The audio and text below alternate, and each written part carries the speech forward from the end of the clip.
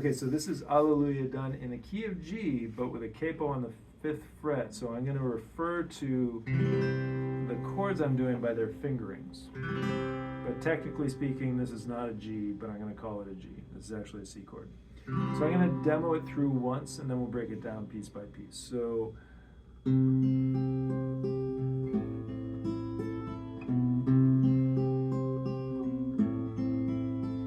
they say there was a secret chord that David played, and it pleased the Lord, but you don't really care for music, do you?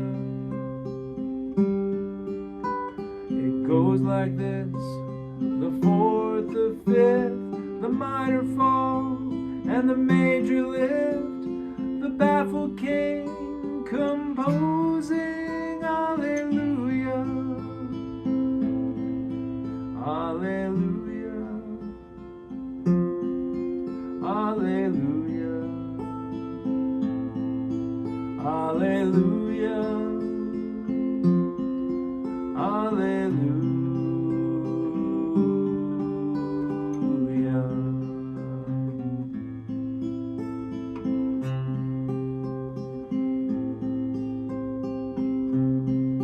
Okay, so we're going to start on the G chord. And I'm going to suggest you go with a 4-finger G as opposed to a 3-finger G.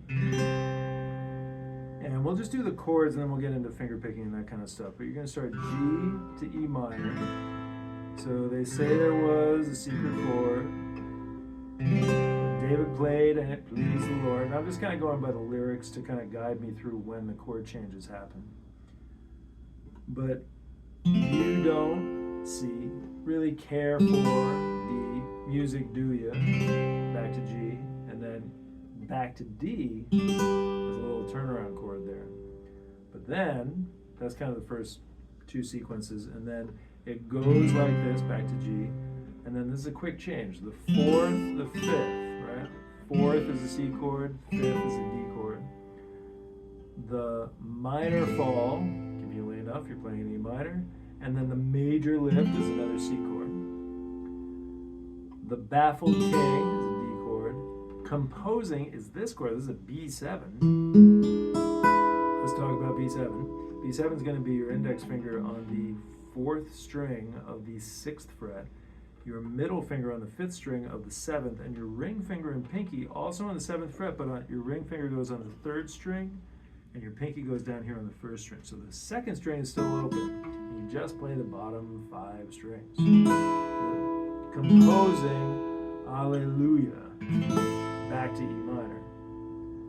And then C, this is kind of, I think of this as the chorus. Hallelujah, for the first Hallelujah, or actually the second one. Hallelujah, 3rd Hallelujah. Then back to C, Hallelujah.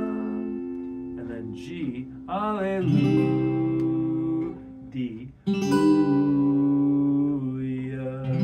G, and then you go back into the kind of intro sequence of G to E minor.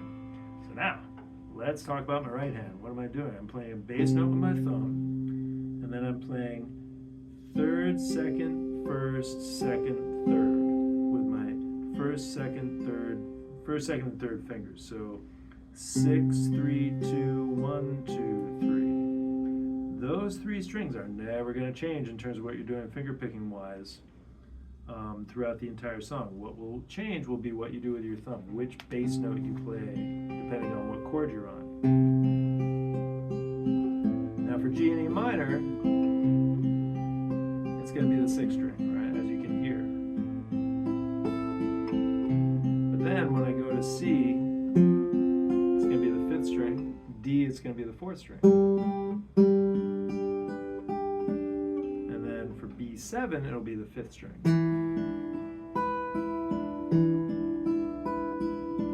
I think those are all the chords. Did I miss any chords? I don't think so. Now there is this little walk up.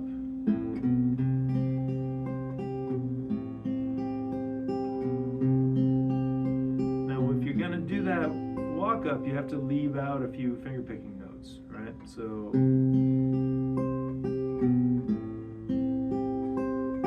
I'm leaving the second time I play the third string in lieu of